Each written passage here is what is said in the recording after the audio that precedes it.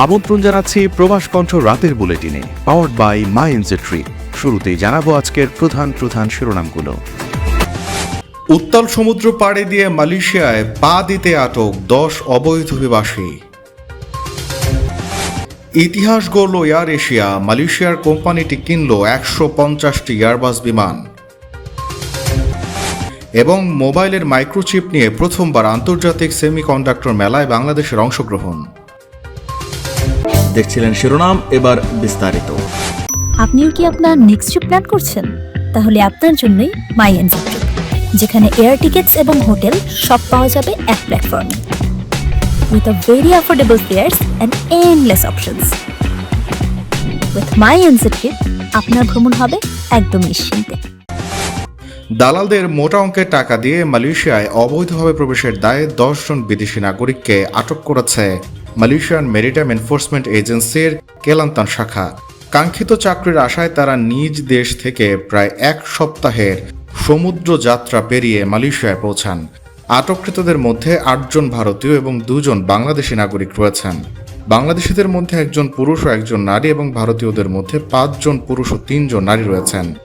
17 থেকে 38 বছর বয়সে এই অভিবাসীরা মালয়েশিয়ায় অবৈধভাবে প্রবেশের জন্য দালালদের জনপ্রতি 5,000 থেকে 12,000 মালয়েশিয়ান রিঙ্গিত দিয়েছিলেন। কেলান্তান মেরিটাইম পরিচালক ক্যাপ্টেন কামাল মোহাম্মদ জানান, গত মঙ্গলবার রাত আনুমানিক 2টা 13 মিনিটে কোতাবারুর কাম্পুং কেদাই বুলোর নিকটবর্তী সুঙ্গাই কেলান্তান নদীর তীর থেকে তাদের আটক করা হয়। তিনি আরও উল্লেখ করেন, আটককৃত এক ভারতীয় নাগরিক তার স্ত্রীর সাথে আটক হয়েছেন এবং তিনি অনর্গল মালয় ভাষায় কথা বলতে পারেন। ধারণা করা হচ্ছে এর আগেও তিনি 2 বার মালয়েশিয়ায় প্রবেশ করেছিলেন। প্রাথমিক তদন্তে জানা গেছে আটককৃতদের কাছে পাসপোর্ট থাকলেও মালয়েশিয়ায় প্রবেশের কোনো বৈধ কাগজপত্র ছিল না, ফলে তাদের প্রবেশের বৈধতা নিয়ে সন্দেহ তৈরি হয়। পরবর্তী আইনি প্রক্রিয়া ও জিজ্ঞাসাবাদের জন্য তাদের সবাইকে তোক বালিতে অবস্থিত কেলান্তান মেরিটাইম অফিসে নিয়ে যাওয়া হয়। বৃহস্পতিবার এক সংবাদ সম্মেলনে জানানো হয়, ইমিগ্রেশন আইনের অধীনে এই ঘটনার তদন্ত করা হচ্ছে। জিজ্ঞাসাবাদে জানা যায়, দালালরা এই অভিবাসীদের মূলত লন্ড্রি ও গাড়ি ধোয়ার প্রতিষ্ঠানে চাকরির প্রতিশ্রুতি দিয়েছিল। থাইল্যান্ডকে ট্রানজিট হিসেবে ব্যবহার করে তাদের মালয়েশিয়া আনা হয় এবং পরিকল্পনা অনুযায়ী জোহর, সেলাঙ্গোর এবং পেনাংয়ের মতো রাজ্যগুলোর নির্দিষ্ট গন্তব্যে তাদের পাঠানোর কথা ছিল। মালয়েশিয়ায় থাকেন, আন্তর্জাতিক কর্মপরিবেশে স্মার্ট ও সফল ক্যারিয়ার করতে প্রস্তুত, তবে আপনাকে খুঁজছে প্রাণ মালয়েশিয়া।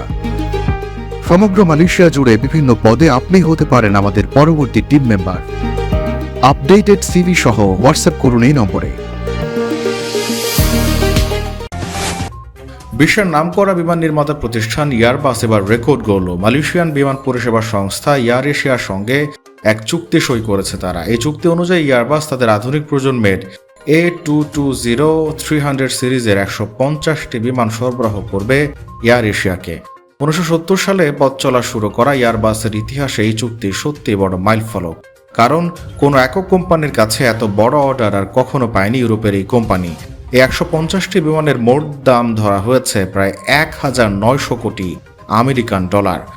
গতকাল কানাডার কুইবেক প্রদেশের মিরাবেল শহরে এয়ারবাসের আঞ্চলিক অফিসে চুক্তি সই হয়। সেখানে উপস্থিত ছিলেন এয়ার এশিয়ার উপদেষ্টা টনি ফার্নান্ডেজ এবং প্রধান নির্বাহী লার্স ওয়ানগার। তাদের হাত ধরে এই চুক্তি সম্পন্ন হয়। এ সময় কানাডার প্রধানমন্ত্রী মার্ক ক্রানি এবং কুইবেকের মুখ্যমন্ত্রী ক্রিস্টিন ফ্রেশেট উপস্থিত ছিলেন।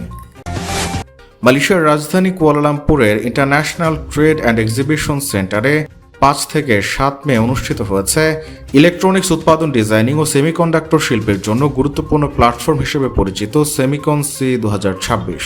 3 দিন ব্যাপী আন্তর্জাতিক প্রদর্শনীর উদ্বোধন করেন মালয়েশিয়ার বিনিয়োগ, বাণিজ্য ও শিল্পমন্ত্রী জোহারি আব্দুল গনি। স্মার্টফোনের জন্য বাংলাদেশে ডিজাইন করা মাইক্রোচিপ বিশ্বব্যাপী ছড়িয়ে দিতেই এই মেলাতে মূলত অংশগ্রহণ। বাংলাদেশে ডিজাইন করা এই চিপ বিশ্বের বিভিন্ন প্রযুক্তিখ্যাত দেশগুলো উৎপাদন করবে।